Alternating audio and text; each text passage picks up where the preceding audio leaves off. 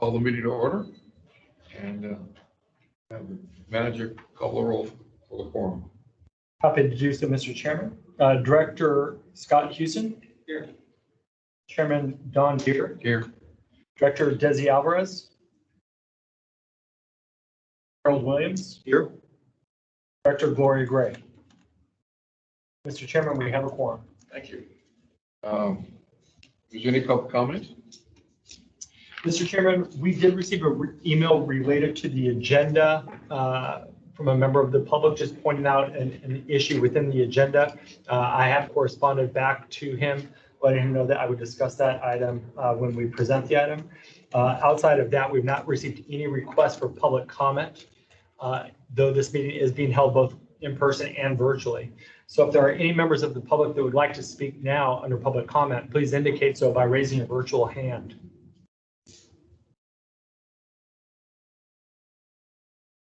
And Mr. Chairman, I do not see any requests for public comment. All right. Item 4, presentations. Are there any presentations? Mr. Chairman, we do not have any presentations. We'll go to item 5, the action calendar.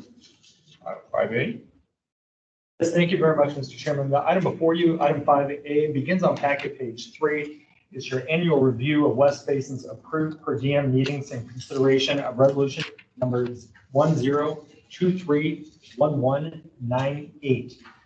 And let me preface this discussion with a comment related to the ethics code, the admin code, and just in general, the current state of the document. We do have copies here, hard copies, if any member of the board of directors would like to receive a copy of the document in totality.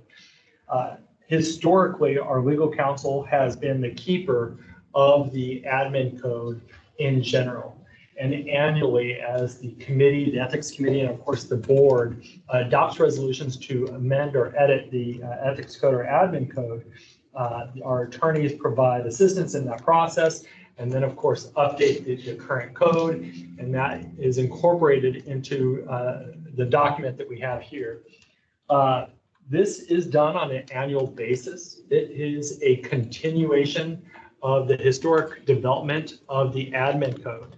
And as such, it's a pretty dense document. And I would say the edits and the changes are typically done in what I would refer to as a piecemeal approach to developing the admin code. With the help of our current legal counsel, Best and Krieger, we've taken a look at that document. I think that the item before you today will kind of highlight some of the specific issues. But I would tell you that the document as a whole includes several inconsistencies, terms and phrases that are used in certain contexts and then changed in others. And in general, I think an overview of the complete administrative code and ethics provisions should be done within this next year. And I'm happy to work with our legal counsel to make sure that that happens. The item that we have before you today is a very specific item, and I wanted to maybe provide a little bit of context, and we do have our deputy board secretary here to help me in case I misstate any of the facts. I believe our admin code originally required us to meet on an as needed basis. Is it annually? Originally? Originally. Monthly. Monthly. Yes. And then it was changed to? Semi-annually. Semi-annually. Correct. And then it was changed to the first week of October. Correct. Annually once on the first Monday of October. Correct. We anticipated having this meeting last week, but of course our board president was out of town, and so we had to move that.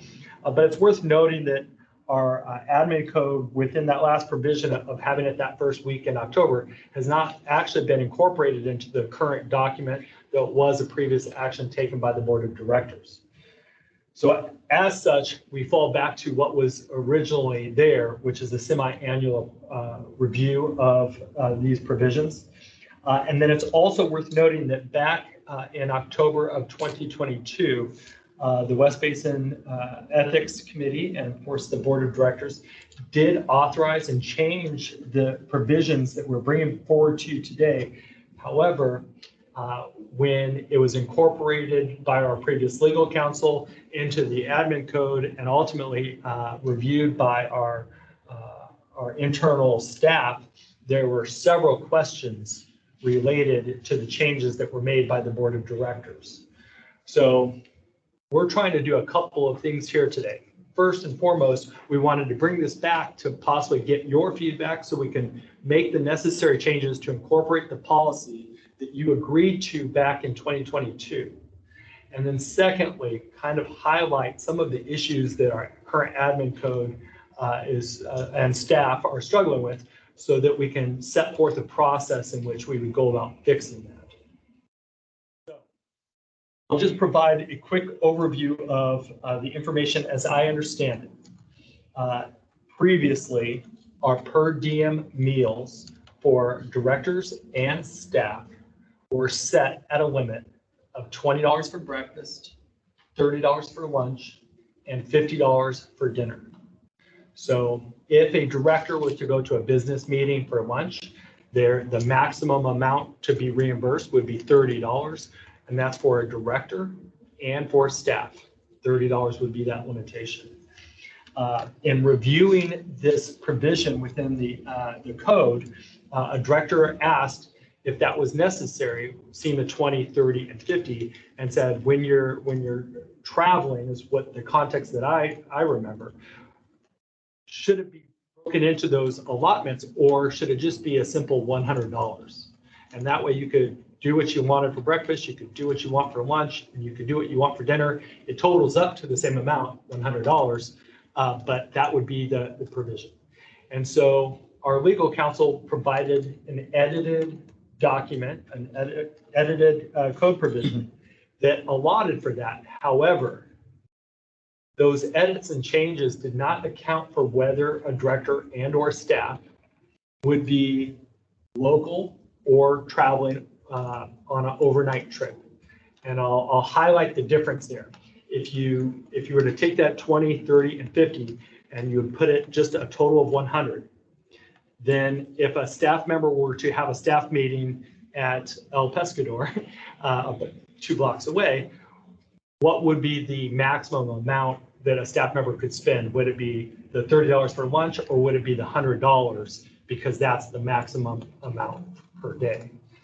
And so what we did is we tried to work with our legal counsel, our current legal counsel, to discuss these issues and say what we believe we understood the intent of the board to do. And then we tried to incorporate that by editing what was adopted. And I'm here today to seek feedback from all of you so that we can prepare to correct this at the full board. And I state that because I want you to know that I do not think that the draft that's before you is perfect by any means. What we need is your feedback to understand exactly what you want. We'll have our legal counsel work with us to make the necessary edits, and we will bring that back to the full board for concurrence or for a resolution and action by the full board. Does anybody have any questions about the context? Okay, then let me begin by walking you through the provisions that we have here. And you can see packet page 6, the document that was reviewed and edited at that time were the expense reimbursements. And what we have before you is a red line version of what is currently in our possession from our legal counsel, which was handed over from our previous legal counsel to our current legal counsel. I want to walk you through the travel authorization, which begins on paragraph 9. You can see that towards the bottom of the page. Which page? Packet page 6.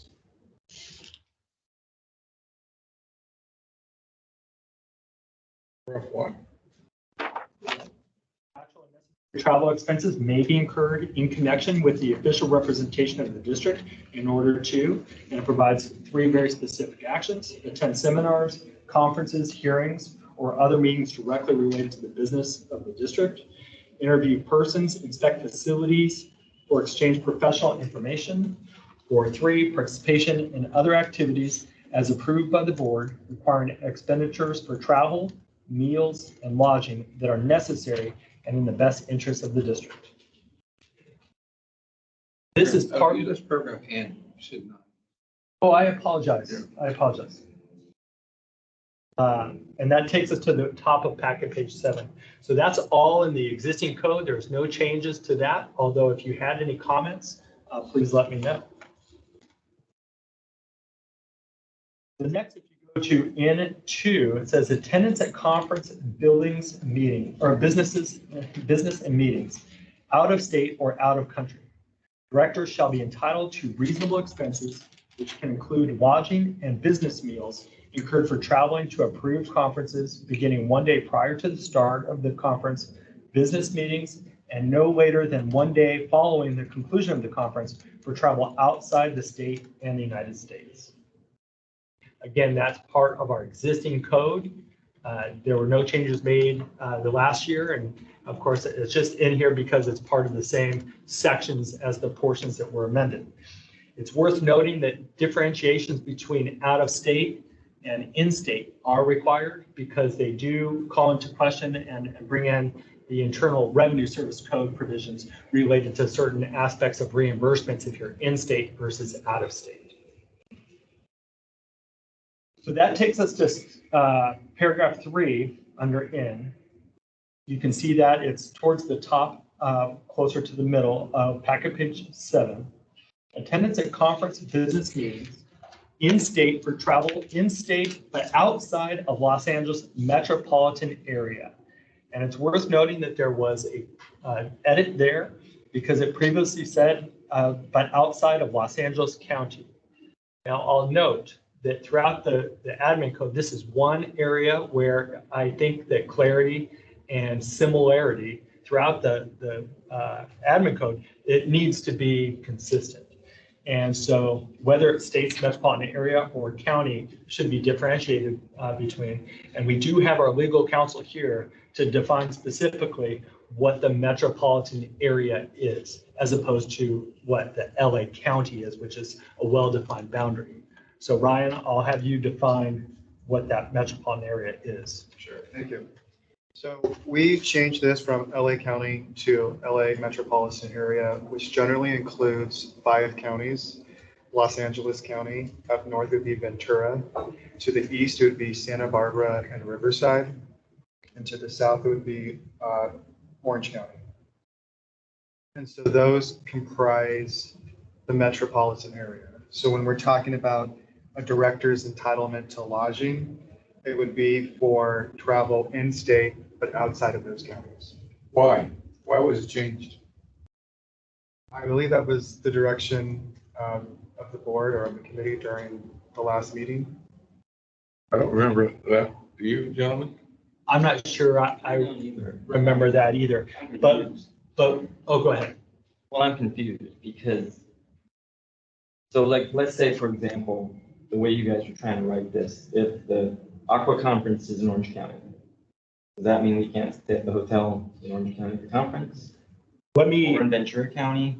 touch on that in 2 aspects. One, I can assure you, I am not trying to write this, and I don't think our legal counsel is. And that's why I bring this up in the fact that I'm willing to take all of the direction that you can provide, but there are inconsistencies within the code in general. The issue here, and I would just point this out, that the ethics code that the board must abide by must be equal to or reflect what we expect our staff to stand by. And so the question is if you were to go north into LA County, you could easily drive 1.5 hours to 2 hours. Whereas if you were to drive south, it would be about 25 minutes before you were outside of LA County. And so the question is how we would define the expenses of the board or staff if you were in the northern parts of Orange County versus the far northern parts of LA County.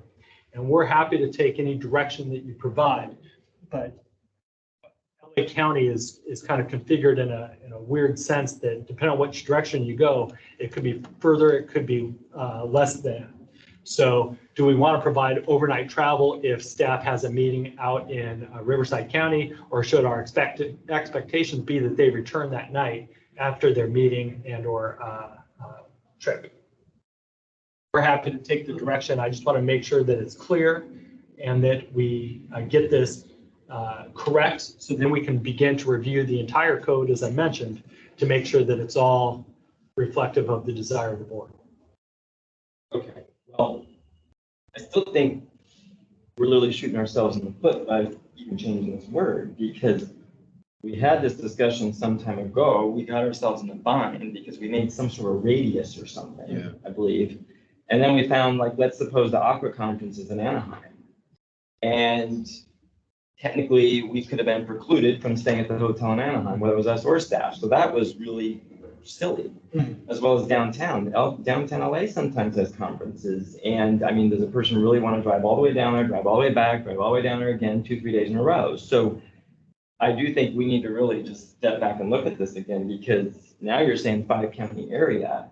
I mean, things are in Riverside sometimes, things are in San Diego County. So I don't see this being helpful to us at all. I think we should go back to the old wording.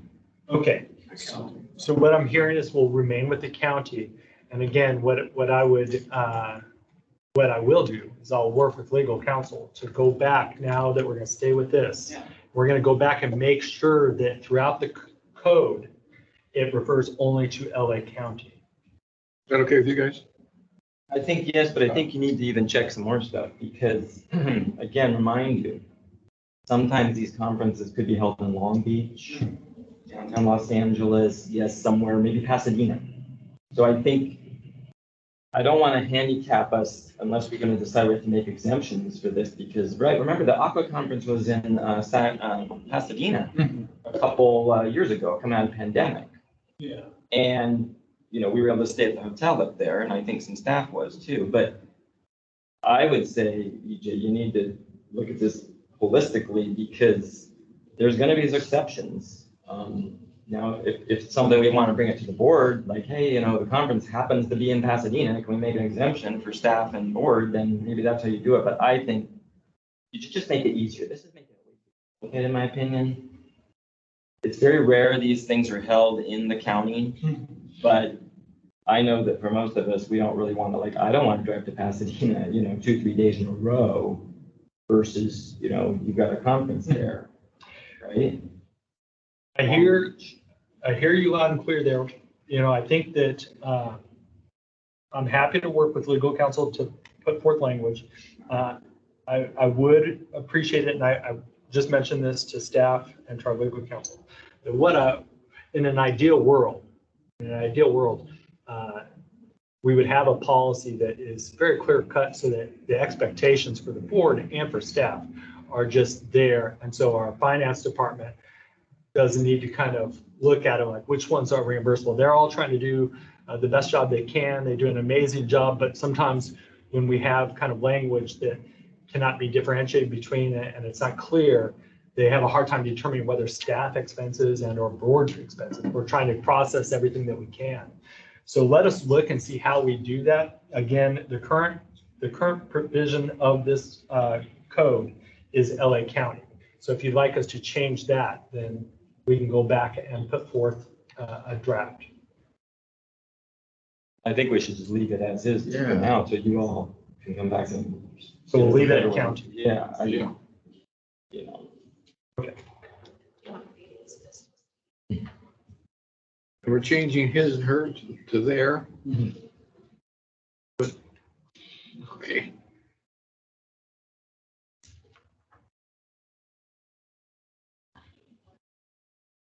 Page 8. Yeah, if you go to page 8, and again, the inconsistencies, then I'll just tell you, we've discussed this internally. We want to produce a document that is easy for everyone to abide by.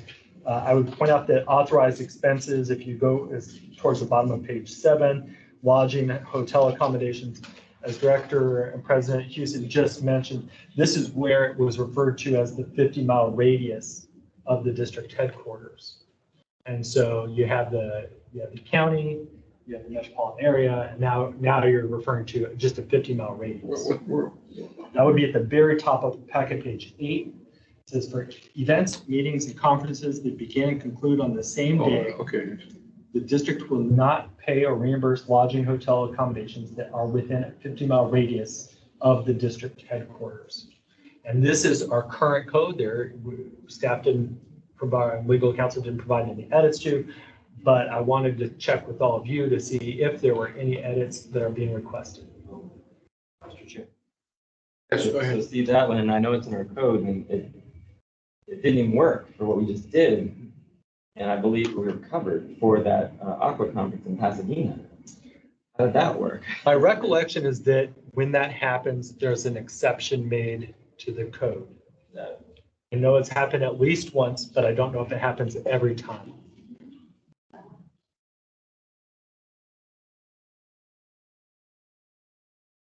Situation with Long Beach. If you're within the 50-mile radius, what we have done in the past is we've included the costs out of pocket for lodging, stuff like, meals and stuff like that into your imputed income. IRS code, and that's what we want to just clarify what that specifically says. We have included that as imputed income for staff and I do remember that caveat. So even the way it's written as is, though, it doesn't prevent us from Correct. district paying for the hotel stay at Yes. Pasadena, Long Beach, even Anaheim. Because, I mean, again, these conferences, those are the usual locations. Correct. For downtown Los Angeles on occasion. So do we need to tweak this or not? I would just clarify, the language that we're looking at now, this 50-mile radius restriction is specific to events, meetings, and conferences that begin and end on the same day. On the same day. Oh, on the same, it's actually in. I mean, that makes sense, because I mean, I don't think anybody's gonna go, you had a one-day conference, I'm gonna stay a night somewhere, locally, I don't think so. So with the one day, that's what this is for. That's right. That's how I read the language of this requirement. Okay, let's press on. Okay, so if you go to number 2 on packet page 8, this is referring to the issue that we last tackled that I wanted to bring to your attention. And again, the edits here, and I'll walk you through them, were intended to take the discussion that the board had and the direction provided to our previous legal counsel and to staff, and to try to make that work within the confines of the process. But please let me know your thoughts. If we're making this too complicated, I'd like to know, and we can do our best to simplify. So for business meals, paragraph 2 states business meals. Meal expenses include the cost of meals, non-alcoholic beverages, applicable tax, and reasonable tip.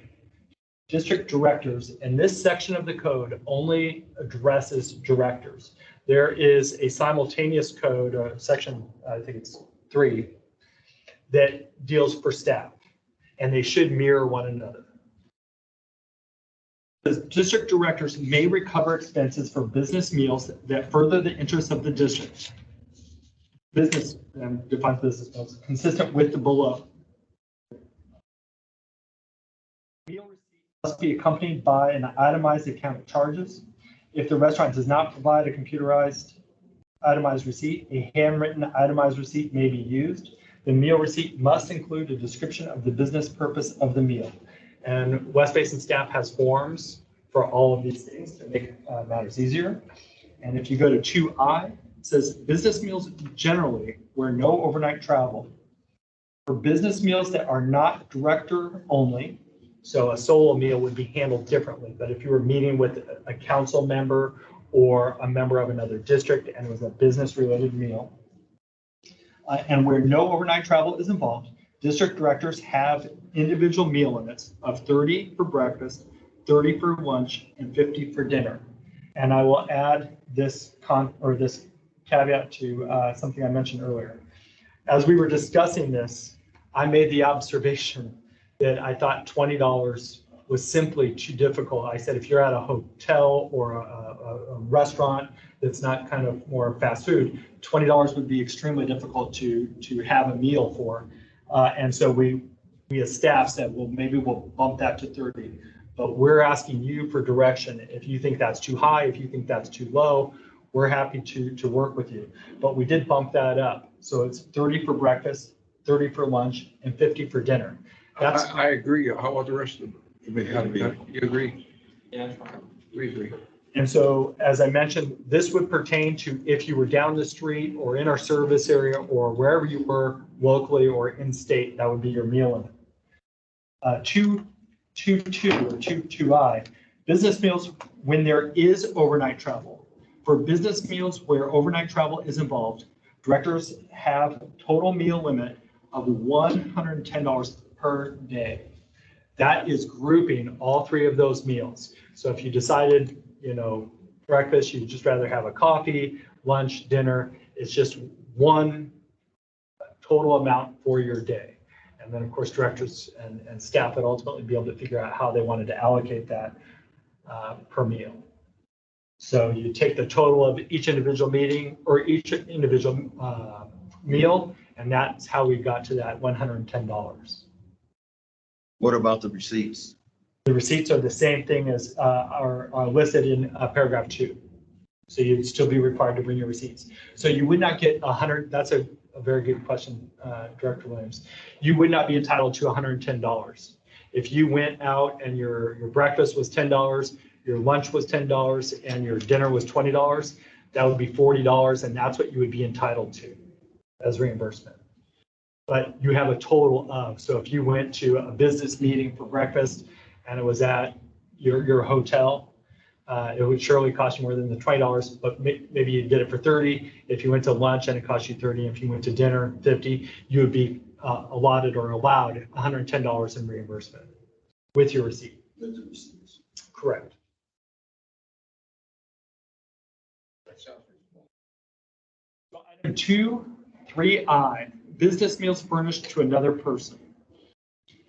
For business meals furnished by a district director to another person, regardless of whether it involved overnight travel or not, the meal limits for each such person shall be $30 for breakfast, $30 for lunch, and $50 for dinner. So if you were to be taking a colleague, a council member to lunch, breakfast, or dinner, whether it's at a conference or whether it's there, your guest would, and it's official business, your guest would be entitled to the same dollar amount that you would be entitled to.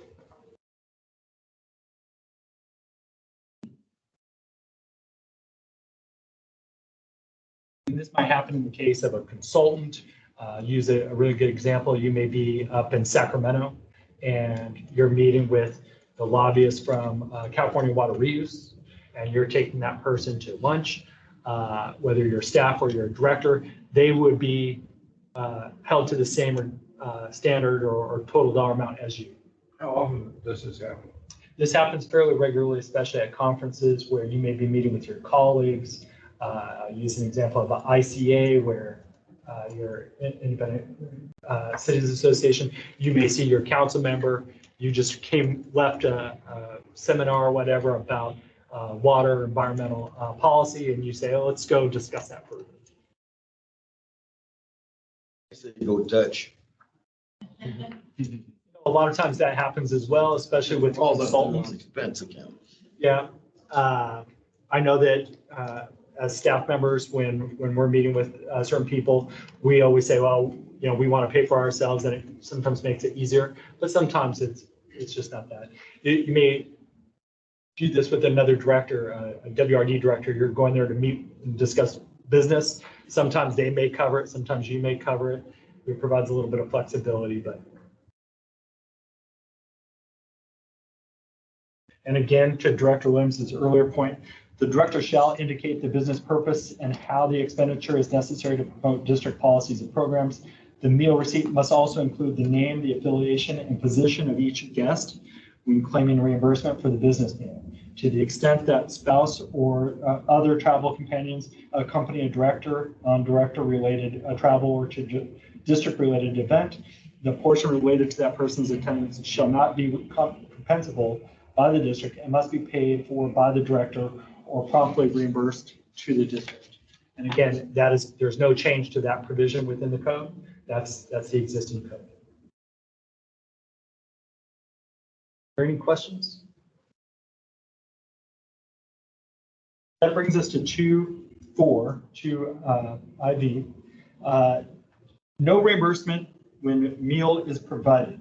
Directors are not entitled to meal reimbursement for attendance at a meeting or a conference at which a meal is provided unless approved by the board. That's pretty much the same thing. It's if the conference that we're paying for includes that. If you turn to packet page 9, these are the last provisions. You can see there 2.5, no reimbursement for solo director meals when no overnight travel. Expenses for solo meal, director only, incurred when there is no overnight travel will not be reimbursable. And this is related to section IRC 119. And again, that's the Internal Revenue Code. And so that's the reason for that provision. And then the next provision, just beneath that, director obligation to reimburse for unauthorized meal expenses. If a director requests meal reimbursement in a manner that does not comply with the requirements of this policy and receives reimbursement from the district, the director must reimburse the district any amounts received within 30 days of receipt. The majority of that is not new. That's it, the existing code. But you can see here that they cleaned it up a little bit. I don't know if there are any comments or suggestions so far. We agreed to a couple of things. So I think I have a pretty good understanding of this policy, of what the direction that we've received. My understanding is that we want to include flexibility for conferences that are in and around our service area. I hope we did a good job of providing some clarity as far as how that provision, the total amount, the $110, could be applied while still holding staff and directors to those individual limits when there's an individual meeting, breakfast, lunch, or dinner. So I just want to understand, because I'm okay with all the other changes except for this metropolitan area thing, which you all are going to come back to us with. But assuming this goes to the full board and we sign off on it, does this automatically apply to the staff side as well? Because that's in another part of the code. How does that work, EJ? That brings about the other part of this issue is that when this change was made, the ethics committee provided feedback. It was ultimately brought back to the board, and one action was taken, one resolution was adopted, and this was changed. However, a corresponding change was never made to the staff side. So staff has been, I guess over this past year, has been abiding by the 20, 30, 50 rule for even travel overnight. And so that was a mistake. It was an error. We will correct that. What I want to do is get the feedback from all of you, and we will bring simultaneous actions to the full board. We'll change this back to county. We'll clean up. I just noticed a few things that I'd like to see small edits, but the content of this policy will be brought back to the full board, and we will bring a corresponding action that will apply to staff so that we'll all be handling this the same way. And our finance team, again, who's done an amazing job of handling this, will have pretty clear direction about how they apply this across the board. So does that come back to the board meeting at the end of this month? Correct. I think, yeah, we want to definitely fix it. And staff, I didn't realize that had not happened, so that's definitely a mistake. And truth be told, the staff usually probably uses a lot of this more than most of us. I mean, most of us don't take anybody out to lunch and do other things. No doubt. It's you all that have to work on those type of things. No doubt, and just the number of people. We have staff that go to different conferences and travel regularly for these things. And again, I just think that when it comes to the admin code as a document, we need to do a better job of managing that. I know that BBK has a team of people that are providing services to us. I've had this very specific conversation with Joe about really going through it and seeing where we can streamline, where we can ensure consistency across the board and make it a cleaner document for us to abide by.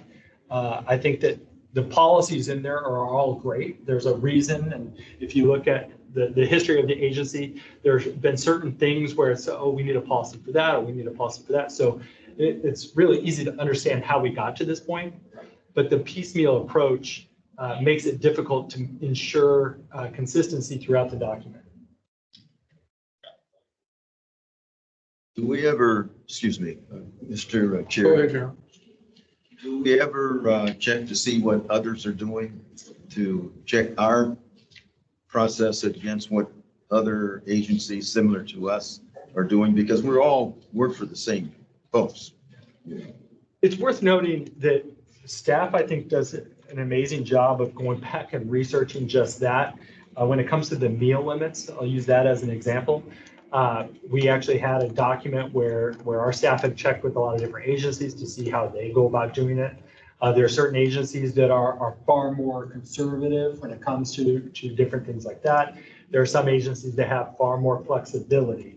So it's kind of apples and oranges when you compare them all. But I think that from my perspective, this is for the board to set the standards and the policies, and then for staff, for myself, to implement those policies. And what I just see right now are some inconsistencies. And so I can tell you that I could clean that up in a couple weeks, but I'd be lying to you. It's going to take us a little while. And so I'm going to work with Joe and his team. They have staff on hand that do these for a lot of municipalities and local governments. So we have the benefit of having that expertise where they might say, well, this is how some handle, or this is, and provide kind of some vision there. But my hope is to just provide some consistency and ease of practice. We have a great team of professionals, but we're still small and mighty. And so the easier it is to understand what the rules are, the easier it is to ensure those rules are followed. Very good. Thank you. Mr. Chairman, let me clarify the directive on the initial edit related to the metropolitan area. We'll keep that at county.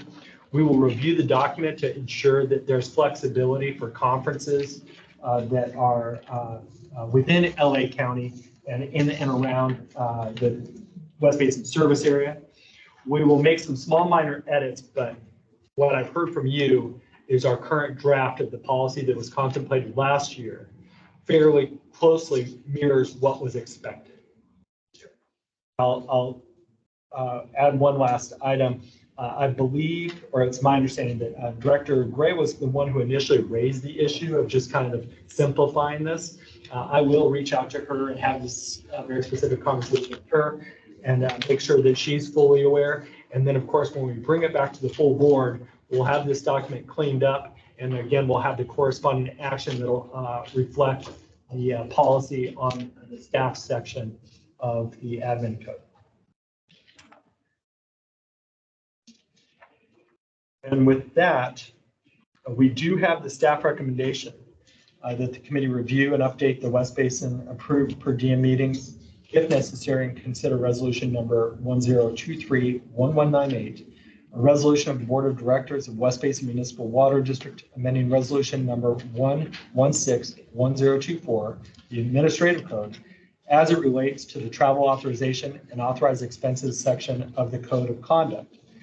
However, I will add one small edit to that recommendation, and that is that the documents that we bring forward to the full board reflect the conversation that was had here at this meeting.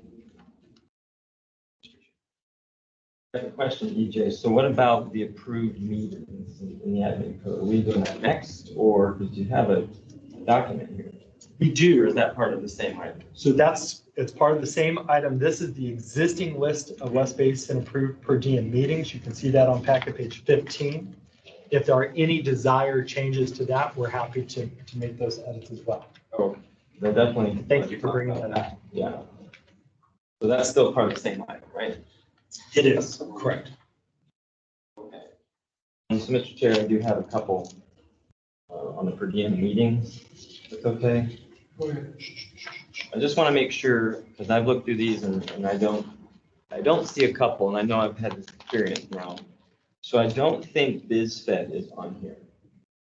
Any way, shape, or form for attending BizFed meetings. It's not here? Not, right? Am I Because of a right? new organization, I think that's why I had to. So we've been a member for quite For some time. yeah. And now I'm also the official representative, and I'm on the water committee, I'm the co-chair of the water committee, You but. give all the money back that they gave you for going? What? So, and I do have meetings I have to go to, but they're not on these approved lists, so. It should be on this list. Right. So I It isn't. think, We can amend to add. Let's amend it then too. so I'm gonna- We'll Committee add, agrees to amend it. we'll add LL for BizFed meetings and related committee meetings. we need to add on here BizFed meetings. Obviously it applies to all the directors. All of I us. didn't even guys go to one of these, but that's not on here. I don't think, unless you guys see it, South Bay Chambers of Commerce, right? That other organization, is I that thought we on did. here or not? I just want to double check. I don't think it is. Check all the chambers. Yeah, I see all the chambers, but I don't see South Bay Chambers of Commerce. Hey, EJ, am I I right? do not see that. I Under see South Bay Latino, which I don't know what that is. we would add the South Bay. Yeah. That's the overarching group. They have events. They have once a year or twice a year, they have the local legislators, et cetera, and that's not on here, so if we attend, that's that one. And then the last one is Aqua. So we have two items, it's K and L, but all it says is for Aqua, the semi-annual conferences and the Region 8 board meeting. However, you know, I'm on the Federal Affairs Committee, for example, and sometimes I have to, whether I Zoom in or I'm in person, that's not applicable, apparently. And, or any other director that attends. So I think there ought to be something like Aqua should just almost be a generic, like a lot of these other ones are. Yeah, like a lot of these just kind of say the organization as a whole, right? So how can we fix that, EJ? We can easily add Association of California Water Agencies, Region 8 board meetings and committee meetings. Okay, I think that would be good. Yeah. Because I know I'm on the committee meeting. I don't know if Director Gray's still on the committee. She's no longer on the Region 8 board. Okay. But you know, what I found is there's times when, you know, you're doing your stuff, but you can't put that in the district just because this includes it. So those are the only ones I caught. But I think we should add those in there. Thank you.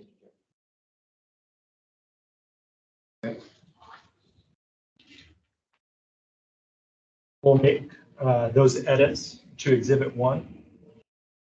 And you'll see that reflected in the board packet when we bring that forward at the end of this month. Very good. Okay.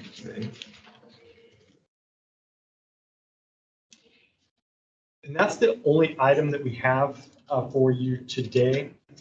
As I mentioned, we do have copies of the admin code. I do think it's a highly valuable document as far as the information that it provides and details related to West Basin. So I would encourage you all to take one home with you. But I would point out that I do intend to work with our legal counsel as far as reviewing that if, when you get yours home and you have a chance to review it, if there are any questions or thoughts that you might have, please feel free to give me a call. And I'm happy to work with you as far as making sure that this is a living document. Things that have greatly changed. I know that we've already talked about some of the changes just to our internal operations go with staff. And so we'll have to edit and amend several provisions within those sections as well.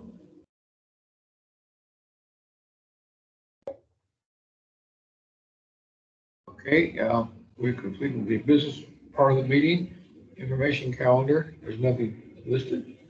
Closed session, nothing scheduled, is that correct? We have no items. Okay, and director's comments. No comments? Director, go ahead. May you remind me, we all talked about in the beginning, and it's changed over time. So what is it now saying? We meet twice a year or once a year? What are we supposed to be doing? I believe it states that you shall meet semi-annually. Okay. And I point that out because our recollection is that you had changed that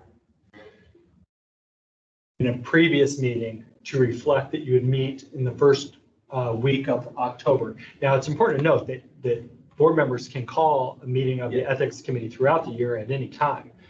But we believe, and we've kind of done a little bit of the research to note that there was a decision at some point to meet the first week of October, but that is not reflected in the code that was provided from our previous legal counsel to our new legal counsel. And so we've somewhat defaulted back to what was handed and received by our legal counsel. So it's twice a year meeting, is that what's scheduled normally then? I Well- understand what you're saying. Twice a year meetings? That's what it currently says. Although I guess the question for this committee is, do you think that it would be appropriate to bring this back and to make that amendment as previously requested, which is to have an annual review? Do you prefer annual or do you prefer a semi-annual? I don't remember that conversation, although I'm sure it's. Why don't we go for semi-annual? I think we just do it, twice a year. It's fine to me. But I don't think we need to say the first week of October because, I mean, as long as you schedule it twice a year, right? Right. Semi-annually. Sometime the first 6 months, sometime the last 6 months, right? Is that? And we can work with the chair of the Ethics Committee annually to set those two meetings. And you made a comment that a board member, a member of the board could call a meeting of this committee. Who has the power to call a meeting of this committee? It's my understanding that the board president can call a meeting of the Ethics Committee. Just the board president. Well, I think in the past, any member has ultimately called a meeting or requested a meeting. And so when that's been done, the meetings have been There's a difference held. between calling the meeting and requesting the meeting. Requested a meeting. You request a meeting, and it still has to be approved by somebody else to have a meeting. We will, I would Hold assume the up. chair, I don't think we have anything spelled out. I mean, well, I think what we should do is really read whatever it says. 'Cause I know we tweak the language. So that yes, if the committee needs to be called somehow, there was a way. Correct. And that way it couldn't be Ryan, do you have that handy? conclusion. That's right. Yeah. Those were.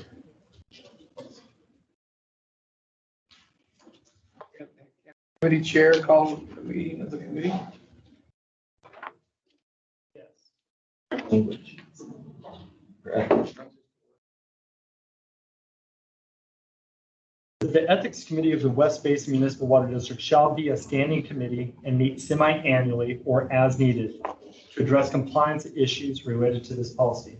Any violations of this code, real or perceived, are to be immediately reported to the general manager or an ethics committee member. Any suspected potential violations will be agendized at the next scheduled ethics committee meeting. On an annual basis, this code will be reviewed by district council to ensure compliance with statutory requirements. So that would have this committee meet twice a year, semi-annually, and would have our legal counsel review the code annually. The district encourages reporting all good faith suspected violations of this code of conduct Until the Ethics Committee determines that an actual violation of the code has occurred, the alleged violator is presumed to be innocent of the violation. There shall be no adverse consequences suffered by anyone making a good faith report of suspected violation. Okay. I'll have to go through to determine that. The Ethics Committee shall be comprised of the following 4 members: 2 West Basin Municipal Water District directors and 2 ex officio members, the district's general manager and district legal counsel. Okay. I want to ask the finance ladies, in the history of this organization, have there been any violations of our code that have gone to the board for action? Violations of the code? Well, violations of the what is this code called? Ethics. Ethics code. Ethics violations. Not that I'm aware. I'm not either. And I believe Mr. Chair, Yes, sir. can this ethics committee spend money? Well, I think that the committee would make referrals to the full board. And so if there was a desire for a study, a desire for a investigation, a desire for a legal counsel to opine, I think that we could get that to the full board and take action. But so far in my quick read here, it doesn't specify. So back to this, I mean, you read it right there. So basically, we put it in writing that we meet semi-annually. If someone has an issue, of course, they can let, I think it's the general manager know, right? Is that what it is? The general manager or an ethics. Or ethics committee member, that's right. And then, in the pieces of law where they may, that the chair of that committee would, I would assume act quickly and call a meeting, yada, yada, yada. So, I mean, I think, so it's already in there, right? Yeah. We're covered. Okay. So at this time, we meet twice a year. I mean, most of it has been pretty rudimentary stuff you all bring through to us. And then lastly, I know, EJ, you were wanting to look in the bigger picture of the code that, cleanup work that's going to probably take more time. That may or may not, I don't know if it comes to this committee or the administration committee, but it sounds like you've got some work to do. Agreed. Council. And I don't recommend, or I'm not stating that there's any changes required of substance. I'm looking for consistency. I'm looking for, conflicting code provisions. I think that there's just some cleanup needed. Yeah. And that happens with any document of this size. Right. It's worth knowing that you can see these binders, these are double-sided pages. Yeah. Don't, so, Yeah. Okay, that's good. Well, thank you. Thank you, Mr. Chair. Anything else? Other, no further comments? We are adjourned. Thank you very much. Thank you much. Thank you for your patience in that conversation. No, it's been an hour. That's good. A lot of detail.